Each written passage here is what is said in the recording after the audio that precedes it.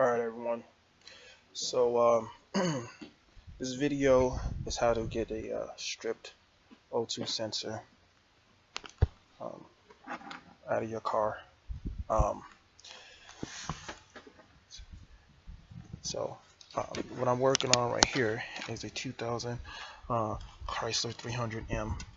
Okay, I don't know if you can, there you go, see that in there. So that hole is where the O2 sensor was. It's kind of difficult to get down in there. And add it to my problem.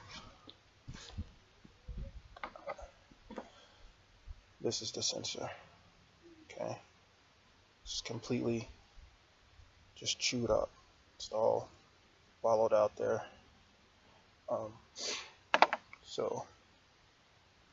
Last night I was out here for probably well over 5 hours working on this.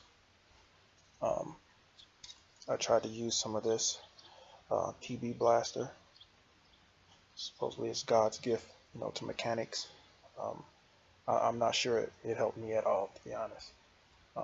But it might have. I ended up having to stop. It got pretty late. Went in. So that stuff didn't work for me. Might work for you. You spray it on there, leave it on like 15-20 minutes. Spray on there again, and then supposedly it's supposed to work. But that didn't work for me. What did work for me, I actually used I hit the YouTube, checked out some videos, and those videos didn't really work for my specific situation. So but one of the guys, Clowny 1969, had a great idea, and what he did was he just used regular electrical tape, and he put it around regular 7/8 socket like this. Okay, just one strip along the flat end and then another strip along the other flat, and that worked for him. I didn't think that was going to work for me. That's why I put one strip all the way around, and this actually worked as a grip to get it off. So he had a great idea, and I just kind of took it to the next level because I was just having such a hard time with it. First thing I used before I did that was the actual socket that's designed for it. Because it's split, it's not a good design. It could open up. Hey, how you doing, Ray? It's my neighbor. So when you put a lot of pressure on this, these can open up a little bit and help strip it out. It also wasn't gripping very good around the edges. It was almost like this was a size bigger than the actual item, but supposedly they're all 7/8. The angle, see, it's kind of tapered in there a little bit. That also added to the problem and helped me strip it out even more. So this tool didn't work for me. I wouldn't recommend it. What actually worked was a regular 7/8 socket. That's what did it for me.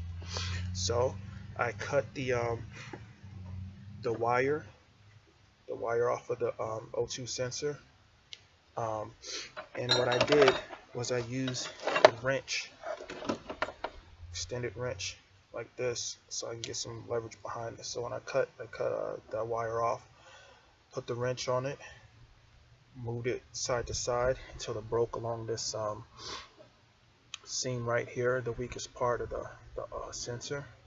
Broke it off, and that gave me they made it lower enough for me to get a regular socket on there. So I take the socket up, fit it on the sensor, and I used a mallet. Like I said, it's hard to get down in there, so I didn't think a hammer would help, although it probably do the same job. The only thing is you just don't get much leverage. So I used a rubber mallet because you know, transferring the force and all that nerd stuff, and I just got a mallet in there and tapped it in there. You don't have to put too much pressure on it. You just kind of tap it in there and fit in there snug. I use this it's like a, I don't even know what you call this, an elbow joint. The reason why is because the exhaust, or the hole for the exhaust is kind of tilted a little bit where the sensor goes. So I felt like when I was putting it on there and trying to pry it loose, I was pulling up on it. So I used one of these things here and a long extension. I actually used this breaker bar so I can get some leverage behind it. You might not have one. They cost like 29, 30 bucks. There's probably some cheaper ones that'll work somewhere. Put on the end of this. Like I said, I use this little elbow joint thing here, and that let me get it nice and straight. And then I broke torque on it. So once I did that, I put the ratchet on it. That's what was on there a moment ago, you saw, and that's how I got it off. So I tried that you know, BP sander or blaster. That didn't work for me. The tool that I was supposed to use that's designed for it didn't work. I actually used a long socket on it too, the longer version of it. Just nothing worked.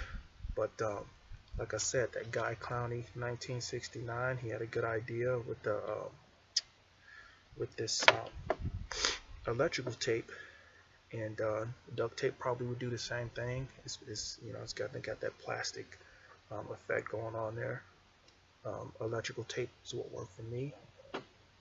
Fit it on the end of this after I broke that extended part off. Tapped it on there using the extension.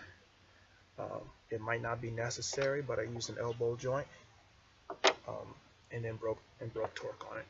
So there was a lot of videos of a lot of different ideas on how to do it, and some people they like heat, and but it wasn't viable for me to use heat because I took some components off the vehicle so that I can get down in there. So I didn't want to run the car and let it warm up. What you could do is let it heat up like a few minutes, just, you know, 2 or 3 minutes, and then that could help.